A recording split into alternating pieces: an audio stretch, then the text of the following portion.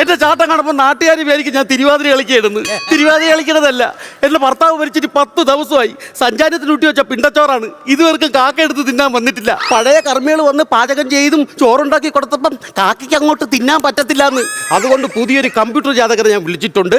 പുള്ളി വന്ന് ഈ പിണ്ടച്ചോറ് ഞാൻ കാക്കയെ കൊണ്ട് എടുപ്പിച്ചിട്ടേ പോവും. അതെ നമുക്ക് ഈ കുടത്തിന് ചുറ്റും തുണി വെച്ച് കെട്ടിയിട്ടുണ്ടെന്ന് ഉറപ്പിക്കാൻ പറ്റുമോ? ഉണ്ടല്ലോ അല്ലേ? അഗ്നി സമക്ഷ ഉണ്ടല്ലോ അല്ലേ? അതെ, ഫോണിൽ കൂടെ കർമ്മം പറഞ്ഞു കൊടുക്കാന്നോ? അല്ല, ഈ കുഴിമന്തി ഉണ്ടാക്കുന്ന കാര്യം പറഞ്ഞു കൊടുക്കുമായിരുന്നു. എന്റെ പെണ്ണുമ്പിള്ളക്ക് ഈ കുഴിമന്തി ഉണ്ടാക്കാൻ അറിഞ്ഞൂടാ. അങ്ങനെ കൊച്ചുങ്ങൾക്കാണെങ്കിൽ ഒരേ വാശി കുഴിമന്തി വേണോന്ന്. അയ്യോ, സങ്കടം കൊണ്ട് ആള് മറന്നു പോയതാ. പാചകക്കാരനാണല്ലേ? അല്ല, പാപ്പം പറഞ്ഞിട്ട് വന്നതാ. പാപ്പം പറഞ്ഞിട്ടാണോ പാപ്പം തിന്നിട്ടാണോ? ഒരു കാര്യം ഞാൻ പറഞ്ഞോളാം, കാക്ക വന്ന് പിണ്ടച്ചോറ് തിന്നാതെ ഒരു തുള്ളി വെള്ളം ഞാൻ ഇവിടെ ആർക്കും കൊടുക്കത്തില്ല. അല്ലെന്ന് നിങ്ങളുടെ ഒരു മണിയം പാപ്പനില്ലേ, പാപ്പം പറഞ്ഞായിരുന്നു ഒരു കമ്പ്യൂട്ടർ ജോലിസിന് വരാൻ പറഞ്ഞില്ലേ, അങ്ങനെ വന്നതാണ്. ഇത് എന്തൊരു നാടാണ്! ഈ വീട് കണ്ടുപിടിക്കാൻ പെട്ട പാട്. വിളിച്ചു പറഞ്ഞിരുന്നെങ്കിൽ വീട് ഞാൻ കഷത്തെടുത്ത് ജംഗ്ഷനിൽ ഒന്നും ഇരിക്കുവായിരുന്നല്ല.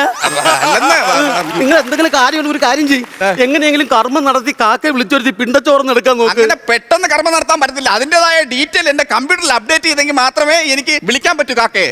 ആരാ മരിച്ചതെന്ന് പറഞ്ഞത്? എന്റെ ഭർത്താവാ മരിച്ചത്. എങ്ങനാ മരിച്ചത്? ഇക്കിള് തൊണ്ടേ കുരുങ്ങി മരിച്ചതാ. അപ്പൊ ഒരുപാട് വളഞ്ഞിങ്ങനെ കടിക്കേണ്ടി വന്നു കാണും അല്ലേ?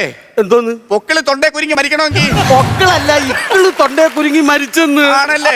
ഈ പുള്ളിയുടെ സംസ്കാരമൊക്കെ എങ്ങനായിരുന്നു? എടി തുമ്പി, മര്യാദയ്ക്ക് വന്ന് ചോറ് കൊമ്പി കഴി, ഇല്ലെങ്കിൽ നിന്റെ മണ്ട ഞാൻ അറിഞ്ഞ് കളക്കും. ഇതെന്തോന്ന്? ഇങ്ങനെയാണ് എന്റെ ഭർത്താവ് സംസാരിക്കുന്നത്. പുള്ളിയുടെ ശവമടക്കം എങ്ങനെയായിരുന്നു? അയ്യോ, അടിപൊളിയായിരുന്നു. ഈ പഞ്ചായത്തിൽ ഇങ്ങനെ ഒരു ശവമടക്ക് നടന്നിട്ടില്ല. അതെന്താ കുഴിമാടത്തിൽ ഗീജ ഉണ്ടായിരുന്ന? അയ്യോ, അതല്ലെന്ന്.